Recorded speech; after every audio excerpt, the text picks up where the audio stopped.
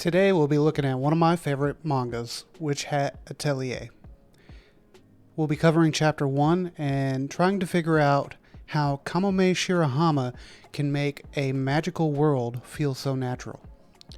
I will then try to recreate some pages or maybe just a few panels and see if I can learn anything from doing so. I am D, and this is Whimsy Lens, where I take media I love and give it a second read. If you enjoy asking deeper questions of media and trying to learn what makes the story compelling, then maybe subscribe and we can learn together. So when I first started reading WHA Atelier, it really caught my eye with the way that Kamome Shirahama can not only tell a story, but describe it with the way that she uses her art. When you're reading her manga, it's not like you're just looking at flat, square panels. A lot of the times, stuff will come outside of the panel, and sometimes it surrounds the panel. And the thing I love about Chapter 1 the most, first off, the artwork looks amazing. That's not the biggest thing, though. The biggest thing is that she was able to describe the magic in the world of WHA Atelier without using words. Of course, there are some words inside of it that are like, yes, this is magic, Oh, there's a flying carriage. Oh, there's, spell circles or whatever. Of course there's that. But when she can take a silent panel and make it feel magical, and I don't mean like, oh, you see a spell and it's magical. What I'm talking about is you feel it inside of the world. You know what I mean? Later in the chapter, there's a moment where the flying carriage comes to Coco's little village, or whatever you want to call it. She lives in a rural area. Coco is the main character, if I didn't say, whatever.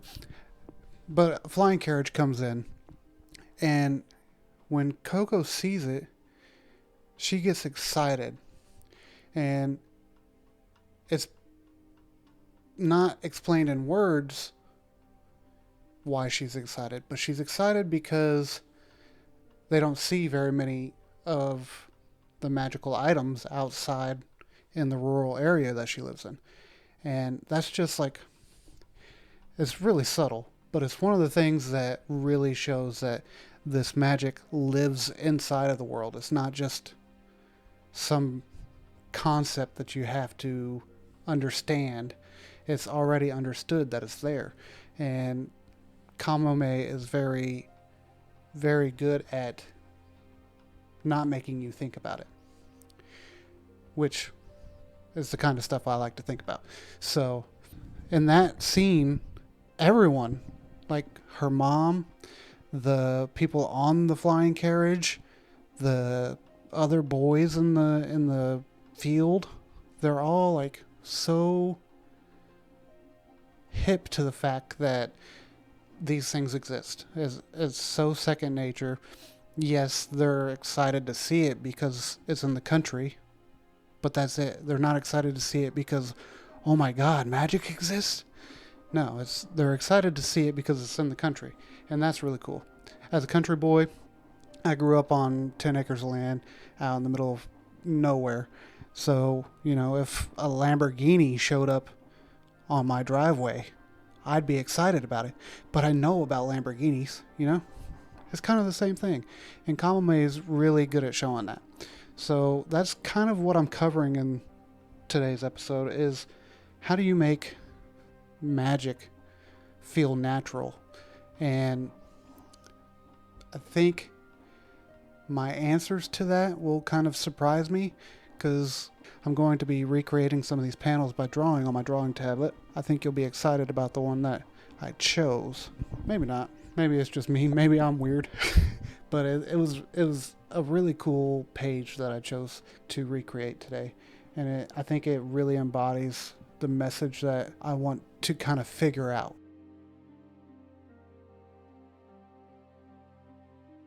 Now I want to actually go over what happens in chapter 1 instead of just talking about little pieces. So in the beginning, you're introduced to Coco. Coco is our main character. She's this little girl who has no magic abilities. And the other thing is that she has been told her whole life that she could not have magic abilities, that it was reserved for people born with the abilities. You see her walking, or not walking, she's washing her clothes in the spring. No magic. She's just washing them by hand. When she gets done washing her clothes in the spring, she goes home and she's talking to her mother. And then this is where she sees the carriage outside. Well, she wants to go see it, so she asks her mom, hey, can I go look at it? Her mom says no. Or at least not before you do your chores. And her chores, which is really cool, this is like just a quirk of hers, I guess. It's like, since she couldn't have magic, she has this one thing. Her one thing is that she's really good at cutting fabric and getting all the I'll call it the art of the fabric. Her hands are really steady with her blade that she cuts the fabric with. That'll come up later in the series. It's a big thing. But anyways, she gets that done, and then she goes outside, and because her mom lets her after she got her chores done, and she sees this carriage. Well, the carriage is sitting there. The girls that were in the carriage get out, and the boys are playing in the field. They see the carriage. They come up all roughhousing and stuff. They knock the carriage over. This is a big deal. These things are expensive. The girls are rightfully pissed because the flying carriages broke. I guess they're just like the most fragile things in the world. So they're freaking out. They're talking about, oh, how are we going to get this fixed? You guys must have done this on purpose. And then we're introduced to Keyfree. And Keyfree is a wizard or a witch. I don't know. I think they call them all witches in this. I can't remember. He's a witch, and he offers his abilities to get it flying again. But he needs a spot to do his spell or cast his spell in private. And this is where Coco and Keyfree this is where they meet. This is where they come together and where the story really starts. Basically, what happens is she lets him use her little warehouse that she does all her fabric stuff in, her and her mom. And he goes in there. He tells her, hey, why don't you watch out for me so nobody sees what I'm doing in here? And, of course, the other boys get up on the building. They're trying to look in, but the cloth is covering it or something, so they get down. Well, Coco's like, I know how to look. And then the cloth flies out at her, and it's a big thing. Well, she comes down, and she starts looking at Keyfree. She's the only one there. She's the only one seeing. Come to find out, Keyfree is drawing his magic circles. And Coco puts two and two together. Oh, you don't need magical powers? You just draw it? And then he gets done with his magic spell. She comes down. She doesn't get caught. She's good. She doesn't get caught. But then he leaves. She remembers when she was almost a toddler's age that when she was in town at a fair, presumably a witch sold her a magic spell book that she thought was fake because the wand that came with it had a pin in it. And, well, now that she knows it's drawing, she puts two and two together again, and she thinks that the wand might work. So she opens the magic spell book, she draws the spell, and lo and behold, the spell works. She finds out that it does matter if it's drawn well.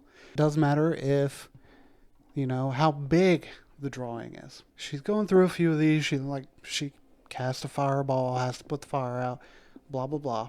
On her last spell that she's trying, you see a little flash to Kiefer. He's camping in the woods not too far away. And he's like, oh, she was talking about that spell book to me. I didn't get the actual story on that. And he puts two and two together. Maybe Coco might have seen it. I don't know if it was like a spidey sense or what, but maybe she saw it. So he goes back. And as she's putting the last finishing touch on her spell, he comes up behind her. She finishes the line. The line finishes, the spell goes off, and big explosion. Kiefer is taking off with her. He has these boots with the spell on the bottom where he can fly and shit. It's pretty sick. They turn around and see the explosion, and the mom comes out the door, and she's like reaching up for something. I don't know if she sees Coco and Kiefer or if she's just like, what the hell is that? But then you see the magic like trickle up her body and she turns into stone. That's where the whole story starts. Coco starts crying. Kiefer is like, where'd you get this book? Where'd you get this book? And he thinks he knows the bad witch that did it. And he doesn't think that he'll be able to figure it out without the book, which is in the house. And to get back in the house, he needs Coco's help. Lo and behold, the magic order, or whatever you want to call it, the Council of Magic, thinks that if any normal person gets magic, then they need, or knows what it is, not gets it, knows what the magic is, then they need their memory wiped. So, technically, Kiefer is supposed to wipe her memory right on the spot. He has something to do with the bad witch, or at least knows what it is and trying to stop it. I don't know. So he decides not to. And that's where chapter 1 ends. It's really a beautiful way to set up a world. The panel that we'll be covering later is the one that really just sends it home for me. That magic is a part of the world, not just something we're talking about. You know, it's not just something that Coco has seen. It's something that lives in the world. So I'm really excited about that. And I hope that you guys will stick around for the experiments I'm running on this panel, on this page. Hopefully we can learn some things through my drawing experiments. Let's get right into that. Okay guys, now that we have gotten done talking about chapter 1 and I, talked about how much I love this manga and gushed about it and did all that little spiel, let's look at one of the pages I popped up earlier. So here it is right here. Okay. And I will say I did already redraw 2 of the panels. I didn't feel like they were super necessary to what we're trying to say, but it is necessary that they set up the character and the environment that the rest of the page is in. So I'll show you that real quick. This is what I have here. So I have the original on the left, of course, and then my drawings on the right. Not detailed, not super detailed at all, because I don't think that's important for the vibe. We're trying to get the vibe down. And so my next few panels here, I will be, again, not detailing a lot, but just enough to get the feeling and the vibe and just to get an idea of why these things are working. So, that being said, I'm going to go ahead and start drawing this middle panel with the deer, and Coco's looking back at the deer, and she's done washing her dishes or clothes or whatever it may be in the spring. And she tells the deer, don't worry, it'll be gone in no time. And this is a magic spring, And then on the next two panels, the ones that I think are really important, the bottom two, is her stepping out and then her looking back at the spring, and it's you can see that it's lighting up and basically showing you the magic spring instead of telling you about it like it did in the middle panel. So we'll go over how it's drawn and how it works to show you that, hopefully. If I find out any more, I'll come back and say something.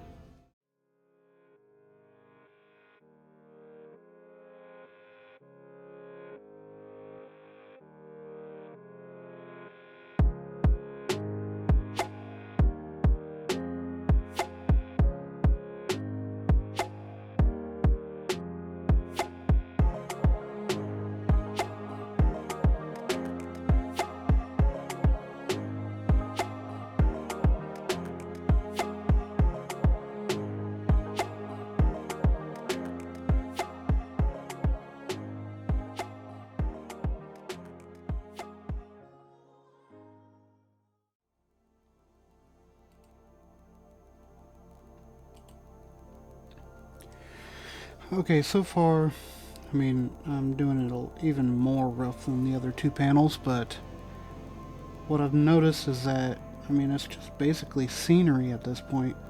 One thing I haven't done that I'm noticing, though, is this water.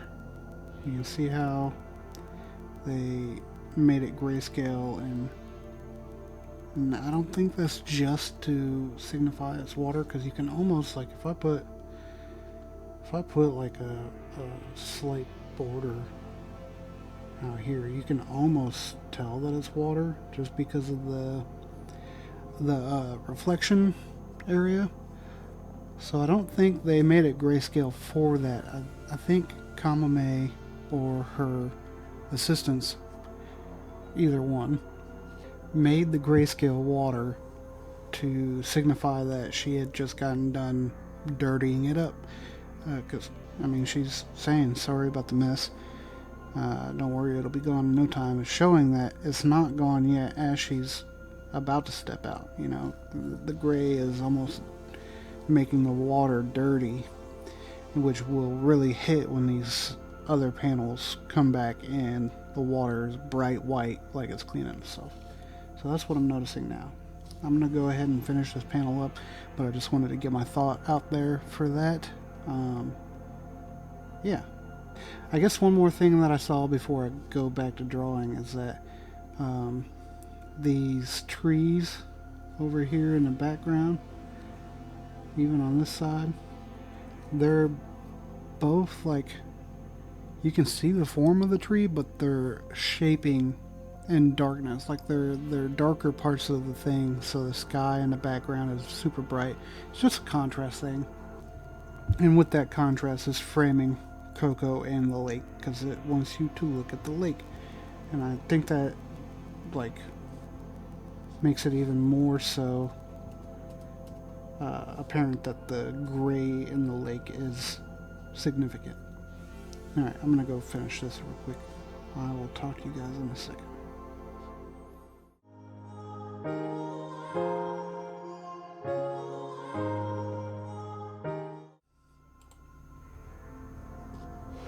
Okay, I think I'm going to call that good on the middle panel, and I do believe that I've come up with some conclusions about this panel in particular. By itself, it's beautiful, you know, it looks good, but it's not a complete story. So, I mean, the environment looks great, the trees, whatever, really good art. Not mine. Kamome's. But what I think she did here was she framed with the trees on each side. She's framing the shot because she wants you to look not only at the deer and Coco, but at the water. So, and with that, I think that is also setting up for the next two panels, where you can see as soon as her foot comes out right here that As soon as that comes out, then bam, this bright white covers the lake, or the spring, whatever you want to call it. And that bright white is the magic. That's it showing magic in real time. That the spring is cleaning itself, and this isn't mind blowing that this is happening to us, and like just as readers, but it's the setup that is really interesting to me because, you're getting introduced to Coco here. You can tell she's doing chores of some sort, but it's the environment she's doing the chores in. She talks to the deers, so she's a kind soul. This is all stuff that's setting up for this magical world, and it really gets to the point when she's about to walk out of this spring, and she says, "Don't worry, it'll be gone in no time. This is magic spring." Even if she didn't say that, the payoff would be in the next two panels when she steps out and this magic right here happens, because you can see the magic. Does it help that she told the deer and you can read that the deer, or that she told the deer that it's magic? Yes, that helps reinforce it. But if these words here weren't there, then you would still know that it's magic just from the drawing, and that's how it makes it compelling. Because if she just said that, nothing happened, you'd be like, oh, she got out of a lake, whatever. But the drawing itself is reinforcing what is being said. Again, it's a little tiny detail, but it's just very interesting how such a calm page with nothing really going on can explain so much, especially in the first chapter of a manga. For the first chapter to be like, hey, look at this world that we're just living in, we're just existing in it, and so subtly, also yet in your face, to draw this and tell you, hey, this is magic, but it's so normal to Coco, is really what's hitting this whole question of how she makes this world feel the magic in this world feels natural. So that's what I'm noticing so far. I will redraw these last two panels also because I want to look at it even further. But I think that's the big thing here, is like it's the setup here.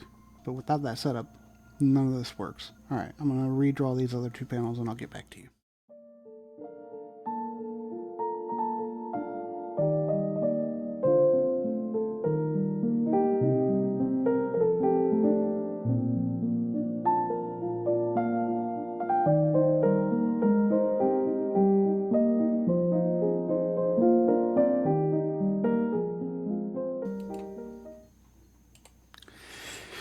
Okay, so on this panel, I didn't notice a lot that I haven't already said, but one thing that ties back to the last panel, or the things I was saying in the last panel, is that these, here, let me put an arrow, these little ripple effects are also, they've got the gray. So the water isn't gray anymore, but the ripple effects are, so it's almost showing like it's in the process of this cleaning. So as soon as her toe comes out, it's going to be magic. It's a tiny detail, but it is one thing I noticed. Of course, the background is very, very undetailed because it's not the focus. That's about it. There's little things that are making the story flow that I could pick out, like the water on her legs. It's simple stuff, but a lot of people don't think about it. I usually don't think about it. And you know what? I forgot some water around her foot. Whatever. It's not a detail. I'm not detailing everything, but that is a detail that would make the story flow just in the drawing. So I'm gonna really quickly redraw this last panel, and then we'll kind of go over again what this whole flow of the whole page is. So let me finish this last one, and we'll move on.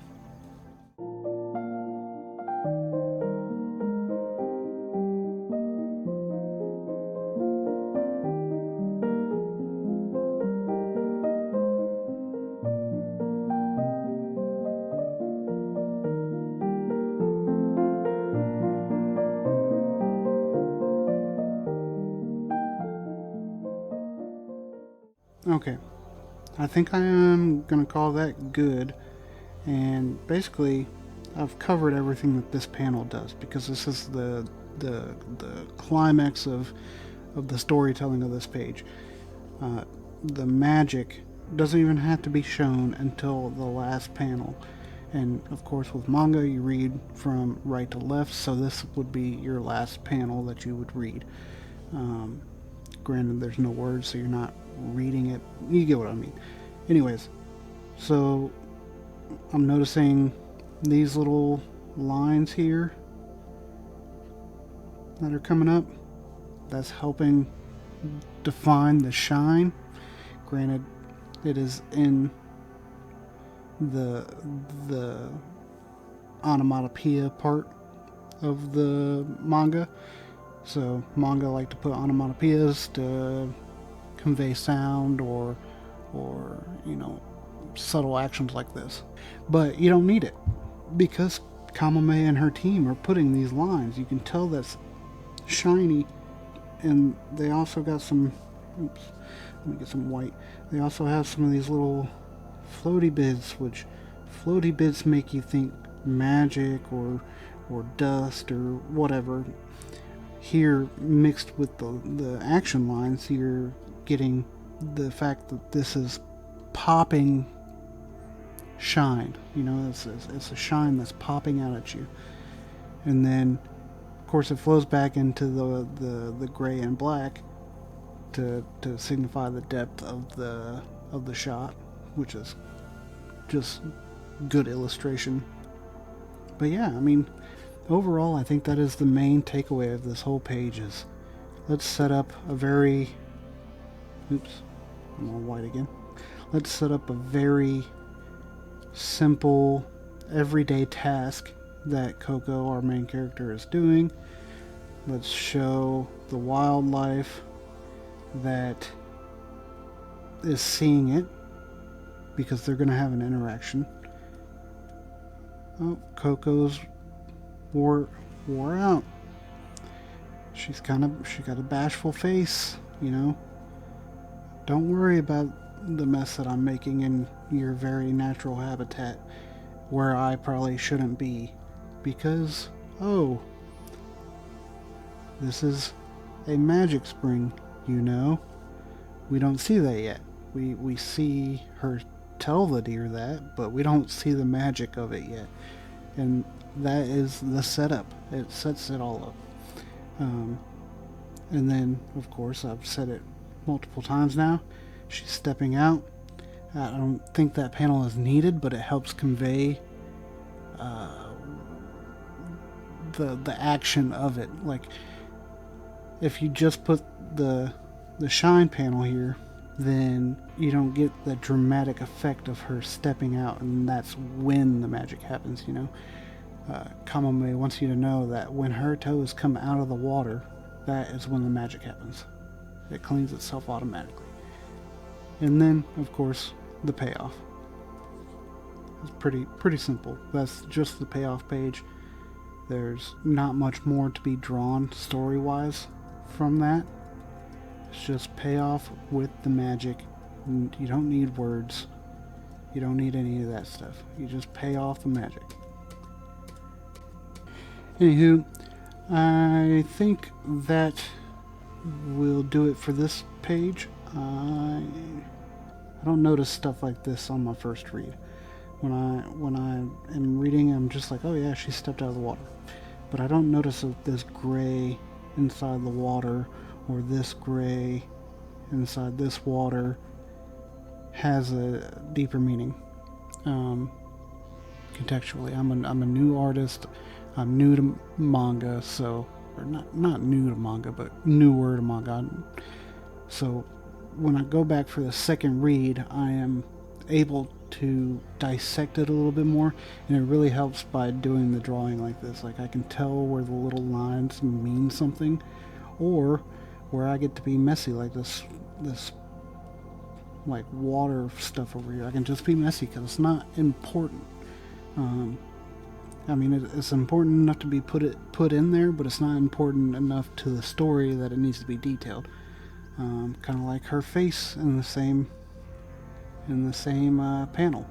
Her face doesn't need to be detailed. All you need is the action lines. The action lines are telling you the story. So hopefully you guys get that experiment, like understand it and why I think it's necessary that we go over this. Hopefully you guys kind of understood my thought process on this one. So, did we learn anything from these drawings? I think we did. The thing I thought we were going to learn going into this is how Kamome can set up a magic world with very little in the panels. Very calm panels. We did kind of learn about that. But I think the coolest thing that I learned during the experiments, and I said it multiple times, probably doesn't need a reiteration, but the gray water is probably the coolest effect because it's so subtle you almost would never even think twice about it when you're on your first read. Not once not once did I. So when I went back and did my second read, and then I also took the panels and drew them out, seeing that gray water and how it turns white on that last panel, it's really, from a storytelling perspective, it's mind-blowing to me. I hope you guys enjoyed this video, and I hope you stuck around to the end. If you did and you liked it, please go ahead and give me a subscribe, because I want to keep learning, and I want you guys to come along and learn with me. So that's it for this video. I hope to see you around.